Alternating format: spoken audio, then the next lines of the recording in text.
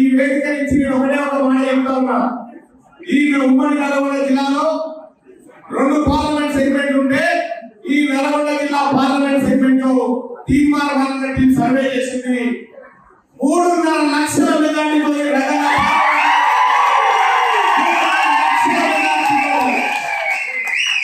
తిరుగులేని మెజార్టీని మొత్తం తెలంగాణలోనే అత్యధిక మెజార్టీకి పోటీ పడుతుంది. 2 స్థానాలు, ఒకటి ఖమ్మం అయితే రెండోది నల్గొండ స్థానం. ఖమ్మం ప్రజలు గెలుస్తారా, నల్గొండ ప్రజలు గెలుస్తారా?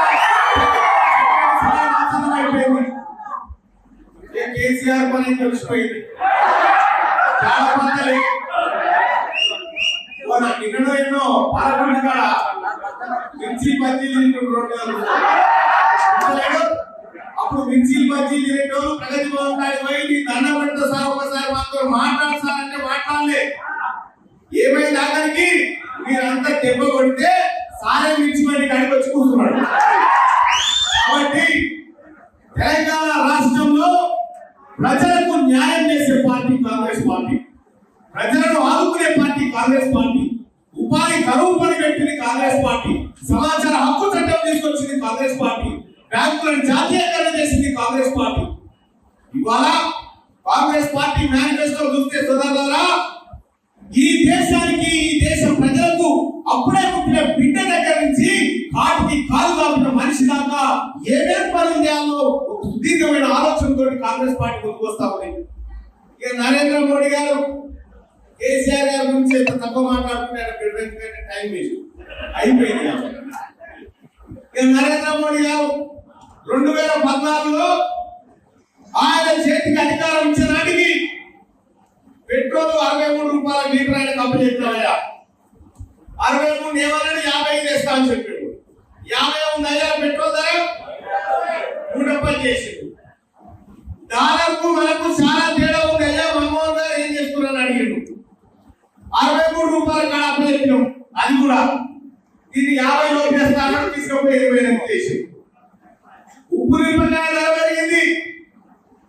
ఏది కొని తిందామని అవ్వలేదు, అన్ని భిన్నమైపోయినాయి.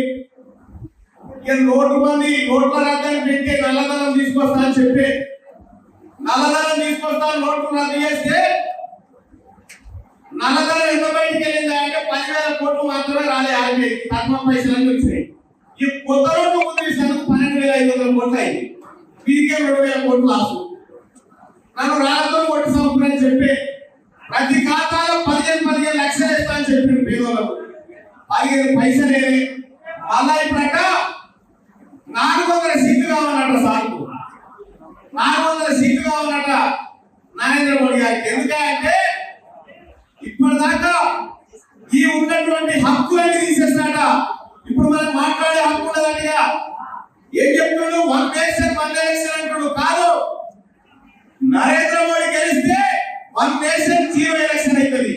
మళ్ళా మనకు ఓటేసే హక్కు ఉన్నది. ఒక్కసారి బీజేపీ ఓటేస్తే మన ఓటు హక్కు రద్దు చేస్తాడట, మన ఓటే ఉండదట.